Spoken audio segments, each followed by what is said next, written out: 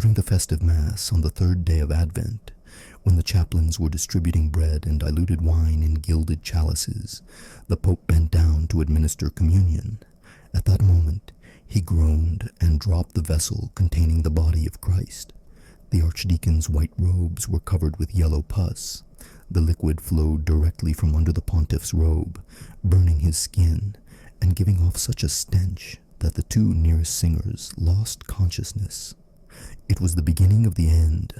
His Holiness Urban IV had been in power for 16 years.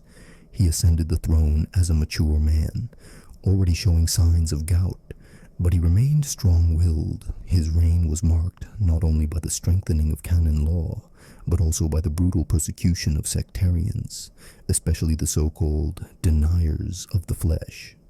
Urban banned penitential rites outside the control of the episcopate, ordered executions based on denunciations, refused to abolish torture, and personally signed the order to burn Bishop Gerard for preaching the bodily infirmity of Christ. The Pope's health began to deteriorate rapidly after he underwent a cleansing procedure involving poultices and roots ground in a stone mortar.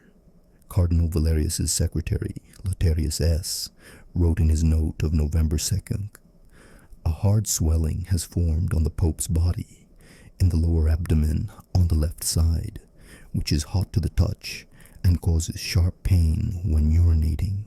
He does not allow anyone to touch him, but moans at night and demands more and more doses of opium." Local doctors insisted on bloodletting, but His Holiness refused. He ordered that no doctors be allowed in, demanded only prayers, ointments, and holy water, listened to psalms of purification every day. But soon he could no longer stand in the chapel.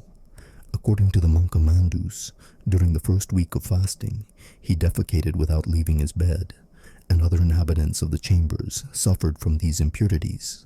Against the backdrop of his illness, rumors began to spread. Some said that the Pope was being punished for swearing at a secret meeting with the Elector of Mainz not to ordain the heir to the Ruder family, a relative of the abbot accused of sodomy. Servants said that at night the pontiff whispered strange names. The cook, a monk named Theophilus, claimed to have seen a black cat with a cross-shaped mark on its back enter the Pope's room at night. Pus began to appear in the groin. During the second week of the illness, the groin swelled, the skin reddened, and then turned purple, and later black. Ulcers appeared. When the papal physician Alphonse was finally allowed in, he ordered the area around the abscesses to be shaved and pieces of cloth soaked in vinegar and resin to be applied. One of his younger brothers, who was helping him, later recounted, "When we removed the first bandage, we saw that the pus was no longer liquid, but thick and mixed with greenish fat. The skin around it burst at the slightest touch. By morning, it no longer covered the nodes." They were talking about the inguinal lymph nodes, but rumors of genital decomposition quickly spread throughout Rome. Some claimed that this was punishment for secret sins of the flesh.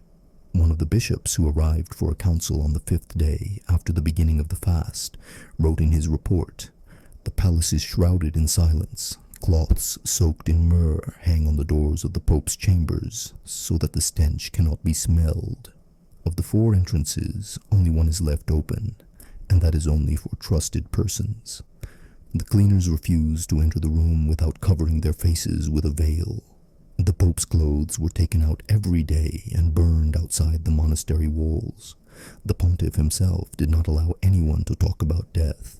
He demanded that the Book of Judges and the parables about the damned be read to him, but refused to hear confessions. At times he raved. He shouted at the cardinals, accusing them of heresy, demanded that his predecessor's brother be put in chains, and once ordered that his bed be tied to the floor so that the fallen one would not drag him into hell. The Archbishop of Toledo wrote in a letter dated the 9th, "I saw His Holiness. His eyes were bloodshot, his hands were covered with sores, and his whole appearance resembled that of a sinner in hell, as they write about them in books." When his condition worsened on the 8th day, his organs began to fail. The Pope could no longer distinguish light, and at first this was considered a result of fever, but later it became clear that his pupils were not responding. He was blind. He wept, striking himself on the forehead, and demanded that the accursed place be cut out, accusing the devil of entering his loins. They poured decoctions into him through a pen, dripped vinegar into his nose, and gave him crushed garlic, all to no avail. Pus continued to flow, sometimes mixed with blood, and the servants wrote that his bed stank like a graveyard. The Bishop of Ravenna later wrote, "Whoever saw him in those days will never forget how power smelled." After losing his sight, Pope Urban hardly spoke. His speech became confused, his tongue heavy. Sometimes he uttered Latin phrases that no one understood, and some cardinals whispered that he was already talking to the dead. On the 16th day of his illness, he was unrecognizable. His face was swollen, his lips cracked, and his skin turned gray. His mouth smelled of rotting flesh. His retinue was reduced to 3, a chaplain, a scribe, and a flagellant brother, appointed to keep order and give him water mixed with vinegar. The rest left his chambers. The report of the archivist of Taranto states, "No one was allowed to come closer than 3 cubits. Such a stench emanated from the chambers that 2 monks fell ill that same night, and one of them died within 24 hours. Dr. Alphonse, who was allowed back into the room, demanded that the abscesses be lanced and hot bandages applied. But at the first attempt at palpation, the patient screamed so loudly that the vessels in his nose burst, and the bandage was covered with black blood. That same night, the pontiff fell into a restless stupor. He cried out, clutched his chest, and shouted the names of long-dead people. 'Clement, innocent, where are you? Why am I still here?' Sometimes he ordered, 'Burn everything, illuminate the flesh, and seal the crack.' Some considered this blasphemy, others considered it a prophecy. Still others, especially representatives of the German episcopate, considered it proof of his apostasy. They demanded that a conclave be convened, but Cardinal Valerius, his closest advisor, delayed. 'Do not declare him dead until his last breath. War will begin on that very day.'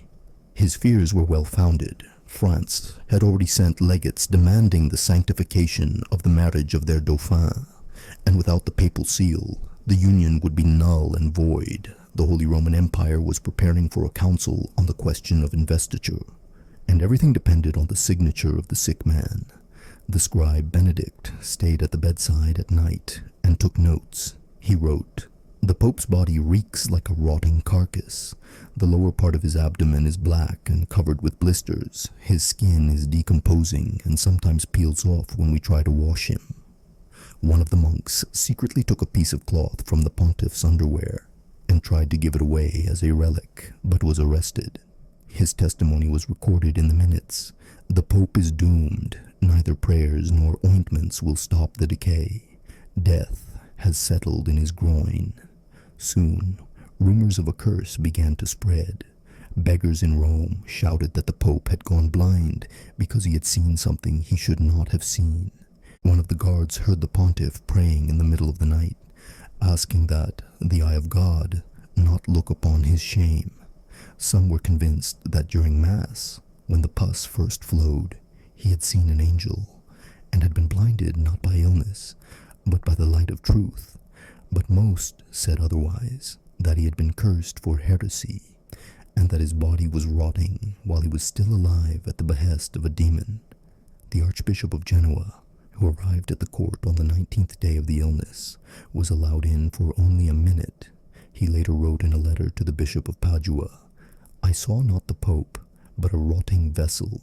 His eyes are covered with a film, his tongue does not move, and around his groin there are festering cracks, like earth dried up under the sun. He is not a man, he is a sign." At a council of cardinals gathered at the monastery of St. Thomas, it was discussed whether the pontiff could be considered capable of governing. Some suggested declaring him incapable of governing. Others wanted to wait for his natural end. But a third camp, which included Spanish and Florentine representatives, insisted on ending the silence.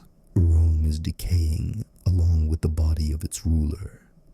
Passions ran high within the Curia. The Dominican order accused the Franciscans of concealing the truth, while the latter claimed that they themselves had seen Cardinal Valerius burn some parchment in the garden at night. All this time, the Pope's body continued to rot. Pus now oozed from his anus, and the skin from his waist to his thighs turned purple, then dark blue. Attempts to treat the ulcers led to fever. His pulse raced from 60 to 150 beats per minute. He was shaking. On the third day of the last week of Advent, during a visit from a confessor, my father grabbed his cassock and whispered, "I can't see the light. I see a pit. It's calling me. There are worms. They're singing." These were his last words, recorded in the notes. When he fell silent again, he was no longer fed. Only his lips were moistened with vinegar. He did not respond to speech. He did not move. He breathed intermittently. Pus accumulated on the pillow. One of his brothers whispered, "He smells like a dead man." Another said, "He's not here anymore." But death didn't come. He lay there, decomposing alive, while Rome waited. On the 28th day of his illness, the Pope stopped swallowing. His body would not accept food or water. A thick, yellow-green liquid dripped from his stomach, soaking the straw bedding and spreading across the marble floor, leaving stains with a pungent smell of sour milk and rotting eggs. Cardinal Valerius ordered all the bedding to be replaced, but the new fabric was black by morning. The doctors who took turns did not touch the patient without wet cloths over their faces. One of them, Pierre of Camerino, wrote in a note to his students, "His belly is so swollen that it looks as if a dog is rotting inside it. None of the ulcers are healing, and those that have been opened ooze black fluid with the smell of sulfur. If this is not a punishment, then what is it?" By this time, the Pope had lost his hearing. He did not react to noise, did not recognize sounds, and did not answer questions. But he still moved his head and swayed slightly. His left eye had turned black and dried up. His right eye was cloudy, with a film of pus that one of the chaplains carefully removed with a pen. He later testified, "When I removed the film, the Pope cried, but not from pain. I think he understood." For this statement, he was sent to Tivoli and was no longer allowed to enter the court. While the pontiff slowly decayed, the struggle for power reached its peak. The French delegation demanded that the seal of St. Peter be handed over to the head of the consistory. The Spaniards insisted on the creation of a temporary council. The Germans insisted that Rome was already powerless and that church affairs in their lands should be decided independently. Cardinal Valerius refused to back down, claiming that the Pope was still alive. Servants renounced him. Monks refused to enter his chambers. Confessors did not approach him. The only one still nearby was the old flagellant Domenico, deaf, mute, but with infinite patience. He washed the body with a rotting wormwood decoction, burned the walls with incense, and changed the sheets, no longer able to distinguish the smell. When Inquisitor Lorenzo finally entered the room to ascertain the Pope's actual condition, he stood over him for less than a minute. In his report, he wrote, "The pontiff's flesh cracks at the slightest touch. Between his legs is a festering wound. The skin has slipped off his scrotum. Smoke and a foul odor are coming from there. He is staring at the ceiling, but his pupils are unresponsive." This note was sealed and did not make it into the official Chronicle. However, a copy remained in the archives of the Inquisition of Naples. The next day, on Valerius' orders, the windows in the chambers were boarded up. He was afraid that the smell would reach the main hall of the consistory, where negotiations were taking place. Some claimed that even at the entrance to the papal residence, the air was so foul that horses shied away. One of the guards fainted. Another said, "It doesn't smell like death. It smells like judgment." On the 32nd day, an alchemist named Saverio was summoned. He suggested using sulfur and vinegar to rub into the wounds, but Valerius refused. The Pope could not be subjected to experiments. Instead, he ordered that an ancient method be repeated. The abdomen was wrapped in a cloth soaked in vinegar and goat's blood, and a compress of juniper and ashes was placed on top. This did not help. By evening, the compress had slipped off on its own, along with fragments of decaying skin. The Pope began to moan, although it was unclear whether he could hear anyone. He repeated the same words over and over. "They are watching. They are waiting. They are coming." No one knew who he was talking about. Sometimes he called for Clement, who had died 30 years earlier. Sometimes he asked to write his sins on the wall so that the Lord would burn them. Domenico began to write phrases on the bedroom walls with chalk. Later, they were all destroyed, except for one that accidentally remained behind an icon. "My flesh is a letter." By the end of the 6th week, the patient stopped making any sounds. A dark film covered his ears. Pus now oozed from his navel, which had swollen and cracked. A wide purple crack stretched from his groin. They tried to smear it with fat, but this only intensified the stench. Valerius ordered the body to be taken to the lower chambers, but the bed could not be moved. It was infested with worms. They were burned, but they reappeared. The palace physician's report on the 38th day states, "His body is decomposing faster than that of an ordinary corpse, but he is breathing. Sometimes convulsively, but he is breathing. We cannot declare him dead while his heart is still beating." And indeed, a faint pulsation could still be felt under the skin of his chest. He was considered alive. Rome was plunged into horror. Shops were closed. People avoided mentioning the pontiff's name. At night, brothers from the Trinity Monastery patrolled the streets, burning feathers and books suspected of heresy. Rumors about the Pope's condition spread. Some said he was already dead, but his body was not being released. Others said that his soul had left his flesh, and now a demon was rotting inside him. Several women were arrested for sprinkling holy water on the papal gates and drawing circles on the ground. Meanwhile, red clots gathered under the bed, like meat. Some said it was blood flowing from the court. One of the brothers cut off a piece of this slime and took it away in a vessel. The next morning, he was blind. These rumors spread throughout the city, causing real panic. The people prayed not for the Pope's health, but for his body to disappear. But the body did not disappear. It continued to breathe.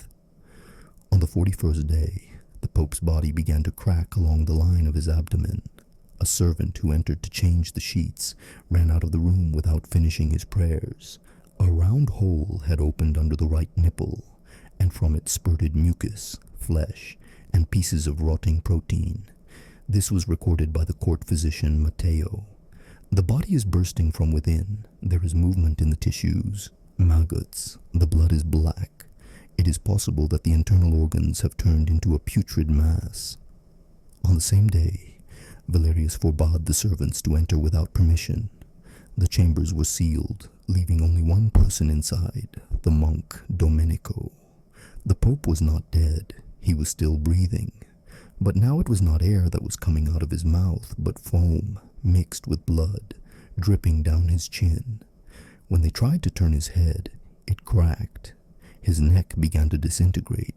Rumors of this spread through the streets. Some whispered that the Lord himself had turned away from the eternal city. When representatives of the German delegation demanded proof that the pontiff was still alive, Valerius ordered them to be taken to a side room. There, in the gloom, through a crack in the boards, they were shown the silhouette of a body. No one came closer than 5 steps. One of the Germans later wrote, "I don't know if it was a human being. I couldn't make out the face. Something was moving. The smell stayed with me for 2 days." On the 54th day, the pontiff stopped breathing. His heart had not beaten for several hours when this was officially acknowledged. The documents state, "Died of general exhaustion, complicated by internal fever and hemorrhage." This was a lie.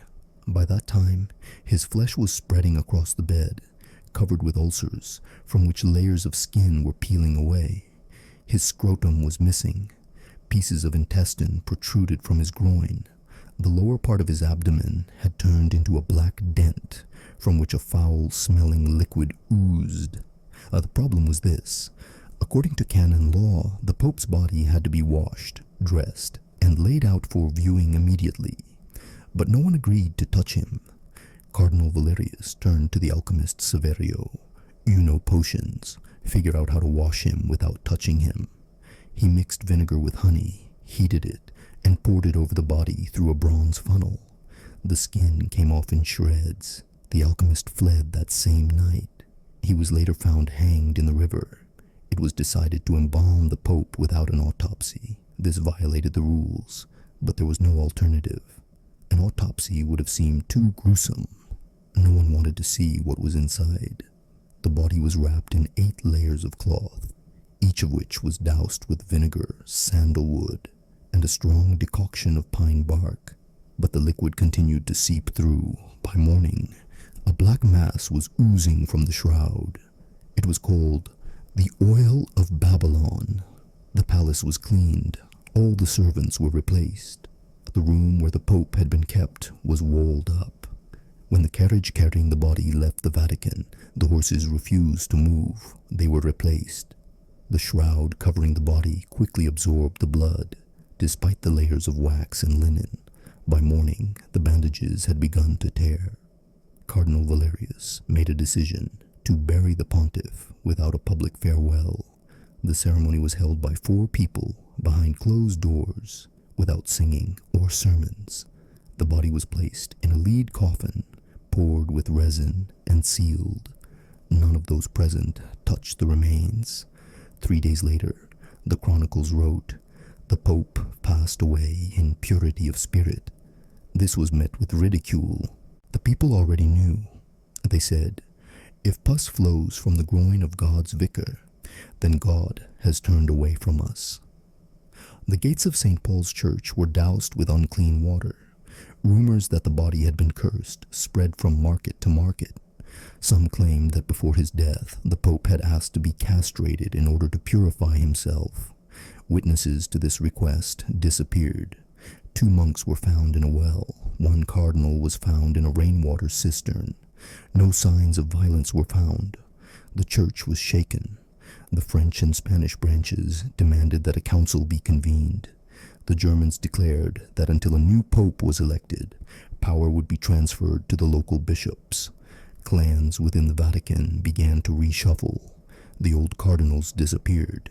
The young ones held secret councils. Pamphlets with the phrase, "The stench came from within," were distributed in the streets. The changes were rapid. Within a month, all images of the late pontiff were removed from St. John's Cathedral. His name was erased from the liturgy. All letters signed with his seal were declared invalid. Archives containing his speeches were confiscated. Some were kept in secret hiding places, but most were burned. No one spoke of him. From later chronicles, the year of the blind pope became a gateway to decay for Rome. His death did not take evil with him, it released it. Historians did not argue. No one tried to justify him. The deceased, whose body was carried away at night, became a symbol of collapse. The church had lost its face, his face.